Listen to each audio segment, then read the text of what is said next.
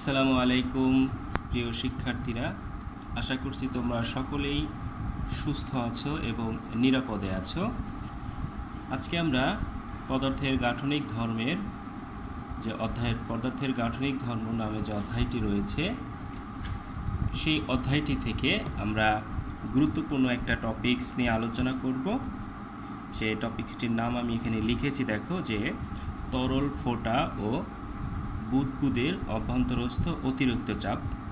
এই ঘটনাটা আমরা দুইটা ক্ষেত্রের জন্য জানব। একটা হচ্ছে সাবান বুদবুদ বা সাবান পানি মিশ্রিত যে বুদবুদটা, আর একটা হচ্ছে তরল ফোঁটা বা তরল বেষ্টিত বুদবুদ বা সাধারণ পানি বা আমরা সাধারণ পানি। তাহলে আমরা সংক্ষেপে যা বলতে পারি, একটা হচ্ছে সাবান বুদবুদ বা সাবান পানি, আর একটা হচ্ছে শুধু পানি। এই দুইটা ক্ষেত্রে বুদবুদের অভ্যন্তরস্থ যে অতিরিক্ত চাপ, সেইটা সম্পর্কে আমরা এখন আলোচনা করব। তাহলে শুরুতে আমরা আলোচনা করব হচ্ছে এই সাবান বুদবুদ বা সাবান পানিটা নিয়ে। তাহলে এই সাবান বুদবুদটা কিন্তু তোমরা বিভিন্ন সময় বিভিন্ন মেলায় গেলে দেখতে পাও।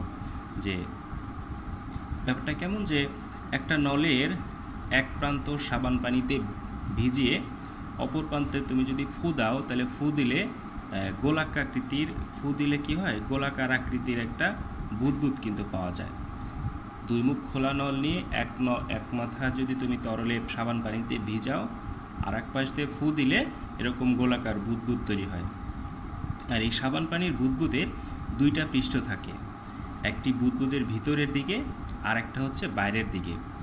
আর তরলের পৃষ্ঠ টানের জন্য এই দুইটা পৃষ্ঠ সর্বদাই কি হইতে চায়, দুইটা পৃষ্ঠই সর্বদা সংকুচিত হতে চায়। একটা বাইরে থাকে আর একটা হচ্ছে ভেতরে থাকে। তাহলে এই তরলের পৃষ্ঠ টানের জন্য এই দুইটা পৃষ্ঠ সর্বদা সংকুচিত হতে চায়। এর ফলে কি হয়, যে বাইরের চাপ ভেতরের চাপ অপেক্ষা কিছুটা বেশি হয়।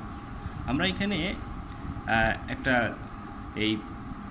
সেই ফোঁটা নেয় আকৃতি আঁটছি। আসলে ফোঁটাটা তো আমরা হচ্ছে গোলাকার, ফোঁটাটা হচ্ছে ত্রিমাত্রিক অবস্থা। আমরা তো দ্বিমাত্রিক অবস্থা দিয়ে গোলাকার ফোঁটাটা যতটুকু সম্ভব আমরা বোঝানোর চেষ্টা করব। আমরা ধরো আরেকটা ফোঁটা যদি আমরা আঁকি,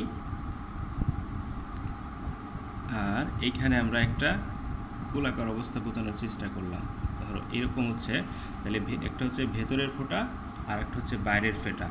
এই চিত্র আমরা দেখার চেষ্টা করলাম। আর এখানে আমরা একটা অনুভূমিক তল দ্বারা বিভক্ত করলাম। একটা সাবান বুদবুদের আমরা যদি একটা অর্ধগোলক কল্পনা করি, অর্ধগোলক আমরা কিভাবে দেখাই, অর্ধগোলকটা যদি দেখাইতে চাই, এই যে এটুকু ধরো হচ্ছে আমরা একটা অর্ধগোলক নিলাম, ঠিক আছে? এই উপরের অংশটুকু একটা অর্ধগোলক নিলাম আমরা, বোর্ড করা অংশটুকু। এখন আমরা বুদবুদটার ব্যাসার্ধ মনে করলাম হচ্ছে স্মল আর। আমরা বুদবুদটার ব্যাসার্ধ মনে করলাম হচ্ছে স্মল আর। আর এর ভেতরে যে অতিরিক্ত চাপ আমরা বললাম হচ্ছে পি। অতিরিক্ত চাপ যদি পি হয়, তাহলে এই এ বি, এটা নাম দিলাম সি, এই যে এ বি সির যে তল, এই তলের উপরে একটা ঊর্ধ্বমুখী বল প্রয়োগ হবে। ঊর্ধ্বমুখী বল আমরা কি পাই, দেখো, বল সমান আমরা জানি চাপ পি, বলকে আমরা বললাম F1। তাহলে আমরা বল সমান জানি হচ্ছে force equal to pressure into হচ্ছে এরিয়া। আমরা যেহেতু এই তরল ফোঁটার যে বুদবুদের ব্যাসার্ধ আর ধরেছি, তাহলে এই অংশের এরিয়া আমাদের কত, A equal to pi r square. তাহলে এখানে আমি লিখতে পারি পাই আর স্কোয়ার পি। তাহলে ফোর্স F1 ইকুয়াল টু আমরা পাচ্ছি pi r square into p. এবার তরলের পৃষ্ঠটান যদি টি হয়, তাহলে এই দুইটা পৃষ্ঠের জন্য তলের পরিধি বরাবর যদি আমরা নিম্নমুখী বল F2 বলি, নিম্নমুখী বল F2, পরিধি বরাবর নিম্নমুখী বল F2, তাহলে আমাদের কি হবে F2 ইকুয়াল টু পরিধি বরাবর যেহেতু, তার মানে 2 পাই আর ইন্টু হচ্ছে পৃষ্ঠটান। আর যেহেতু এটার পৃষ্ঠ হচ্ছে 2টা, তাহলে এটাকে আমাদের 2 দিয়ে গুণ করতে হবে। দুইটা পৃষ্ঠ যার কারণে 2 দিয়ে গুণ করলাম। তাহলে F2 সমান আমাদের এখানে কত হলো? তাহলে F2 সমান আমরা এখানে পাচ্ছি হচ্ছে 4 পাই আর টি, 4 পাই আর টি। তাহলে এই উপরের অর্ধেকে যে আমরা যে অর্ধগুলো দিয়েছি, তাহলে এই উপরের অর্ধের সাম্যাবস্থার জন্য মোট ঊর্ধ্বমুখী বল F1 আর নিম্নমুখী বল F2 এই দুটা পরস্পর সমান, অর্থাৎ সাম্যাবস্থায়, অর্থাৎ তরল ফোঁটাটা যখন সাম্যাবস্থায় থাকবে, অর্থাৎ সংকুচিত হতে চায়, কিন্তু যদি তরল ফোঁটাটা ফেটে যাওয়ার আগ পর্যন্ত, তরল ফোঁটাটা ফেটে যাওয়ার আগ পর্যন্ত সাম্যাবস্থা বলতেছি, এটা সমান হচ্ছে F1 is equal two F2। তাহলে আমরা এখানে pi r square p is equal to লিখব হচ্ছে 4 পাই আর টি। তাহলে পরের লাইনটা কি পাই? পাই পাই ভাগ করে দিলে চলে যায়, এখানে 4 স্কোয়ার, এখানে 4, তাহলে পি ইকুয়াল টু আমরা লিখতে পারি, ভাগ করে দিলে এখানে থাকছে আমাদের হচ্ছে, এখানে কত থাকছে, তাহলে একবারে যদি করে দিই তাহলে 4t আর নিচে থাকছে হচ্ছে আর। তাহলে এটা হচ্ছে আমাদের সাবান বুদবুদের জন্য বা সাবান পানির জন্য, সাবান পানি বা সাবান বুদবুদের জন্য এর অভ্যন্তরস্থ অতিরিক্ত চাপ P ইকুয়াল টু 4t ভাগ আর। এটা হচ্ছে, তাহলে আমরা এটা পেলাম হচ্ছে সাবান পানি, আমরা দুইভাবে বলতে পারি, সাবান পানি অথবা সাবান বুদবুদও বলতে পারি। তাহলে আমার এই ধরনের সমস্যা, যখন গাণিতিক সমস্যা আমরা সলভ করব, দুইটা ব্যাপারই লক্ষ্য রাখবো, কখনো সাবান পানি বলা থাকতে পারে, আবার কখনো সাবান বুদবুদও বলা থাকতে পারে। তাহলে এখান থেকে আমরা দেখতে পাচ্ছি যে এই অতিরিক্ত চাপ পিটা হচ্ছে ব্যাসার্ধ আর এর ব্যস্তানুপাতিক, এর অর্থটা হচ্ছে এই সাবান পানির ফোঁটা বা বুদবুদটা যত বড় হবে বা যত বেশি হবে, তাহলে পি এর মানটা তত কম হবে, অর্থাৎ চাপ কম হবে কখন? যদি ফোঁটাটা অনেক বেশি হয়। ফোঁটাটা অনেক বেশি হলে চাপটা অনেক কম হবে। তার মানে যদি ফোঁটাটা অনেক বেশি হয়, সেই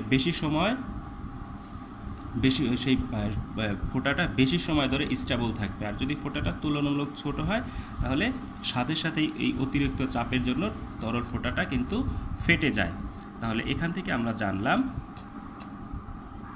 তরল ফোঁটা অর্থাৎ সাবান বুদবুদের জন্য যে দুইটা পৃষ্ঠের মধ্যে যে অতিরিক্ত চাপ, সেটা হচ্ছে পি ইকুয়াল টু 4t ভাগ আর।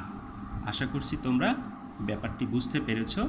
যদি কখনো সাবান পানির জন্য অতিরিক্ত চাপ বের করতে চাওয়া হয়, তাহলে আমরা এই পি ইকুয়াল টু 4t ভাগ আর এটার সাহায্যে আমরা বের করতে পারবো আশা করি। এখন আমরা তাহলে আমাদের দ্বিতীয় যে অবস্থাটা ছিল, যে তরল ফোঁটা বা সাধারণ পানি, তরল ফোঁটা বা তরল বেষ্টিত বুদবুদের ক্ষেত্রে কী হয়, আমরা এখানেই জানার চেষ্টা করি যে তরল ফোঁটায় এই সাবান পানির জন্য সেম ঘটনা, শুধু একটু পার্থক্যটা হচ্ছে যে পানিতে তরল বেষ্টিত শুধু একটা পৃষ্ঠ থাকে, দুইটা পৃষ্ঠ থাকে না। তাহলে সে একই মতো আমাদের ঊর্ধ্বমুখী বল F1 ইকুয়াল টু হবে পাই আর স্কোয়ার পি, আর তাহলে নিম্নমুখী বল হবে F2 ইকুয়াল টু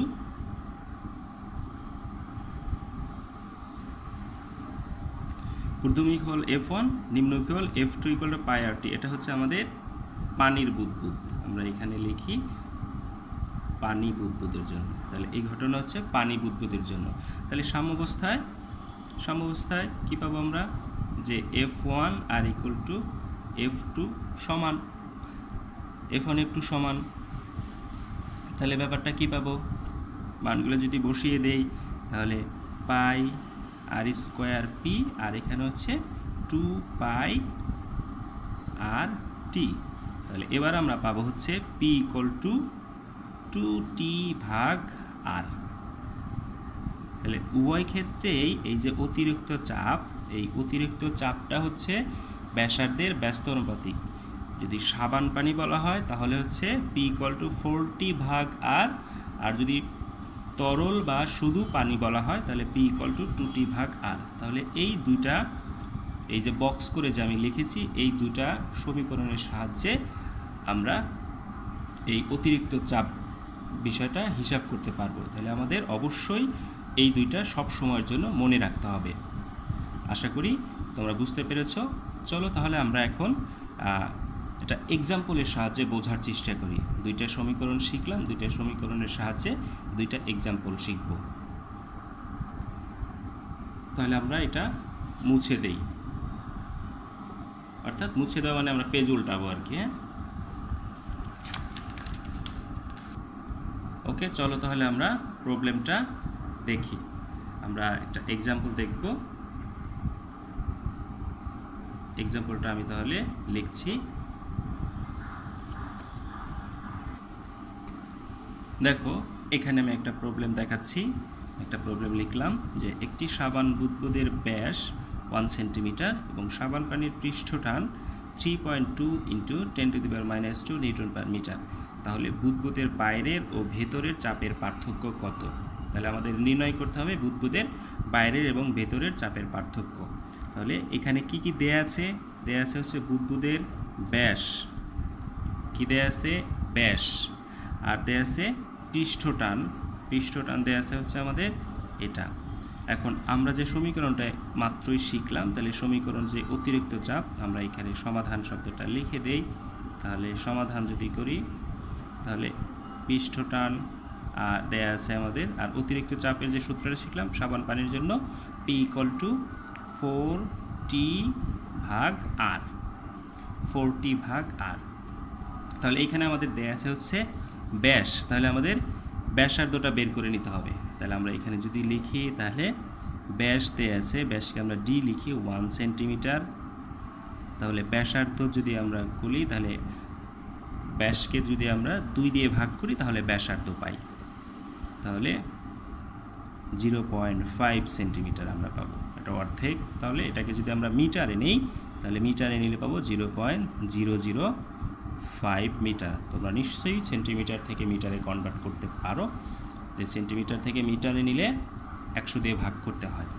আর পৃষ্ঠটানটা দেয়া আছে, আমরা এখানে লিখি 3.2 × 10⁻²,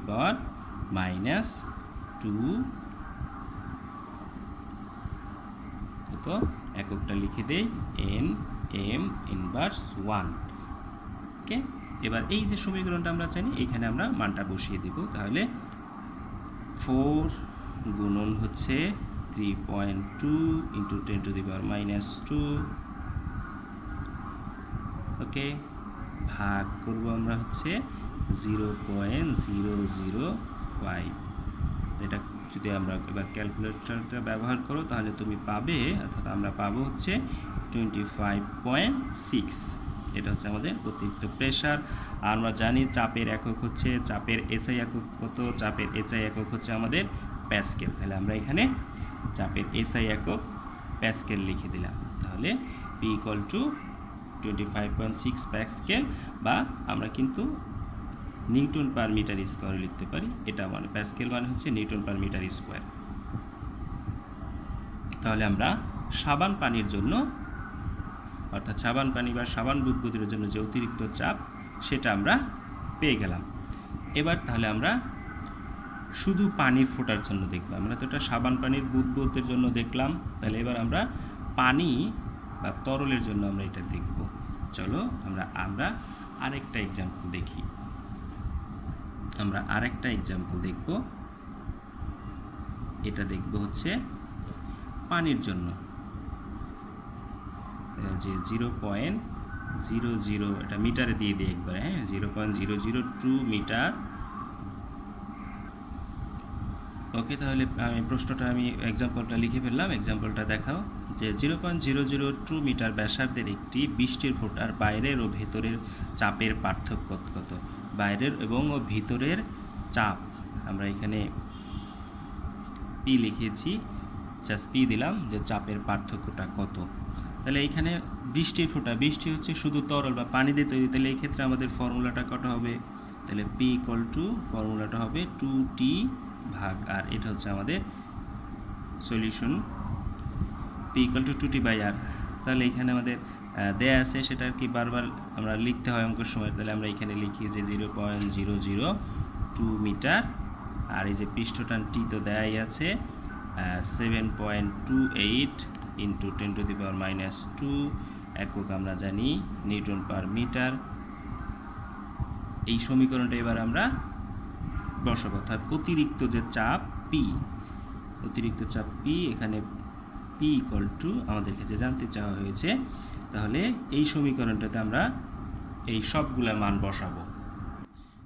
তাহলে 2 গুণন 7.28 ইন্টু 10⁻⁻2 ভাগ আর হচ্ছে 0.002।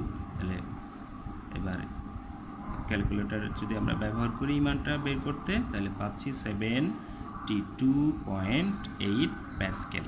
তাহলে এই ক্ষেত্রে অতিরিক্ত চাপ 72.8 প্যাসকেল। আশা করছি এবার সাবান পানি বুদবুদ বা শুধু বুদবুদ যেটাই দিক না কেন, তোমরা এটা খুব সুন্দর মতো বের করতে পারবে, এটা তোমাদের কাছে আবার প্রত্যাশা করতেই পারি। তো সাবান পানির বা শুধু পানির যে অতিরিক্ত চাপ, এই চাপ সম্পর্কিত টপিক্সটা আমরা পড়লাম। আশা করছি তোমরা বুঝতে পেরেছ। কোনো সমস্যা থাকলে আমার সাথে যোগাযোগ করবে।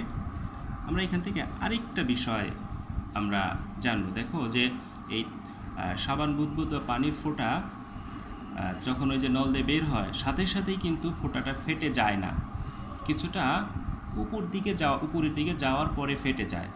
এখন আমরা বের করব যে ঠিক ভূপৃষ্ঠ থেকে কতটুকু উচ্চতা পর্যন্ত একটা ফোঁটা সাম্য অবস্থায় থাকতে পারে, ভূপৃষ্ঠ থেকে কতটুকু উচ্চতায় একটা ফোঁটা সাম্য অবস্থায় থাকতে পারে, সেটা যদি বের করতে বলা হয় তাহলে আমরা কোন সমীকরণটা ব্যবহার করব। এই প্রবলেমটার জন্য আমরা অতিরিক্ত চাপ যেহেতু বের করে ফেলতে পারছি, তাহলে এখানে আমরা আরেকটা জিনিস মনে রাখতে পারি যে পি ইকুয়াল টু আমরা আরেকটা লাইন শিখেছিলাম যে এইচ রো জি, এইচ গভীরতায় তরলের এইচ গভীরতায় যে কোনো বিন্দুতে চাপ ইকুয়াল টু আমরা পেয়েছিলাম এইচ রো জি।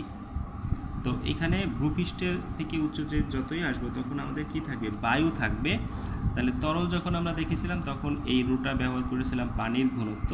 এবার ভূপৃষ্ঠ থেকে যদি উপরের দিকে আসি তাহলে এই ঘনত্বটা আমাদের ব্যবহার করতে হবে বায়ুর ঘনত্ব।